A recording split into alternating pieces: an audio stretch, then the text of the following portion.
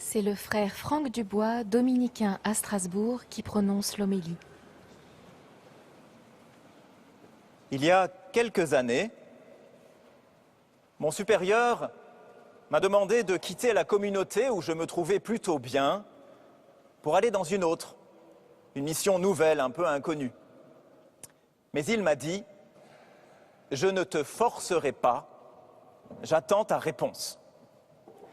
Alors sa requête m'a beaucoup troublé parce que j'aurais préféré qu'il m'oblige. Je n'aurais eu qu'à obéir sans réfléchir, machinalement.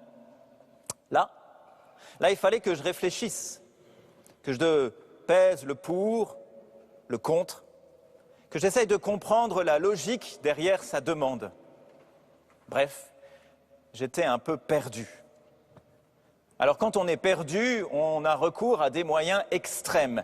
Et j'ai fait ce que je ne fais jamais. J'ai dit au Seigneur, envoie-moi un signe. Ce qui dans ma tête voulait dire, décide pour moi. Alors j'ai pris ma Bible de poche, je l'ai ouverte et je suis tombé sur que votre oui soit oui, que votre non soit non. Alors j'étais bien avancé. Le Seigneur me jouait un sacré tour parce qu'il me remettait devant mes responsabilités. Ce n'est pas étonnant parce que Jésus n'aime pas nous voir obéir comme des machines. Respecter la loi pour la loi, ce n'est pas son truc. Il n'est pas contre la loi ni l'obéissance.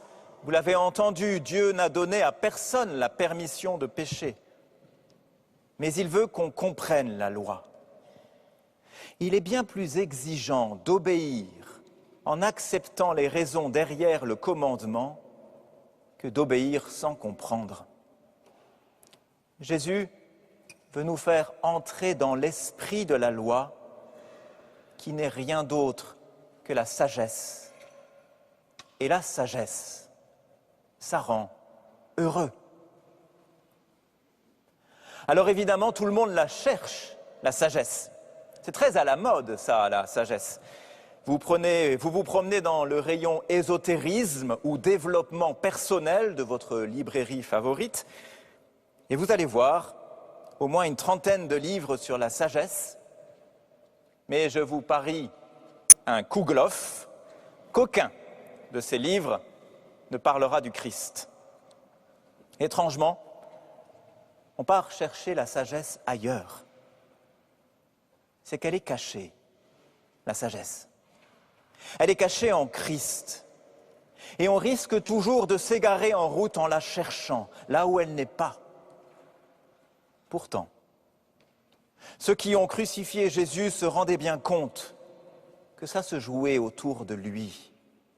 Ils avaient compris que cet homme venait remettre un peu de sagesse dans toute leur folie religieuse et politique. Alors, ils voulurent le faire taire définitivement.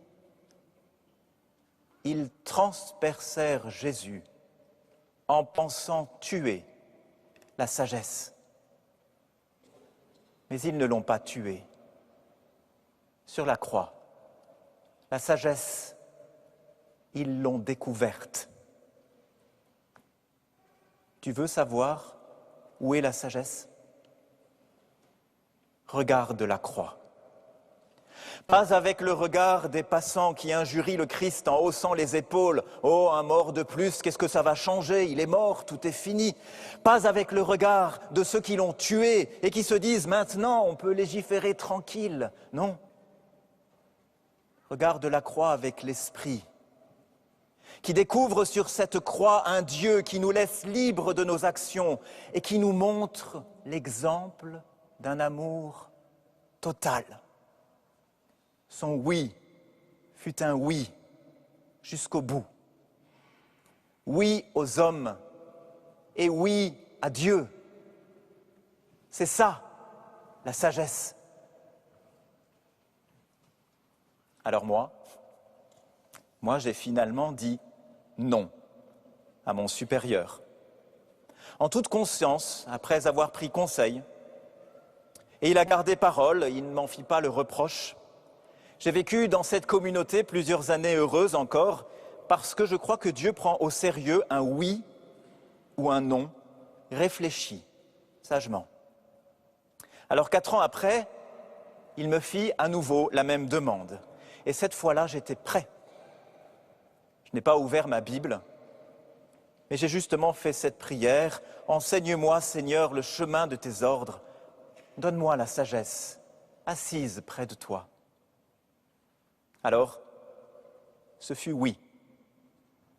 Que voulez-vous? La sagesse prend son temps. Alors voilà, lorsque nos vies vont trop vite et qu'elles frisent la folie, lorsqu'on nous impose d'être efficace, de réagir au quart de tour, et qu'on se dit que ce monde est un peu fou, je n'ai qu'un conseil à vous donner.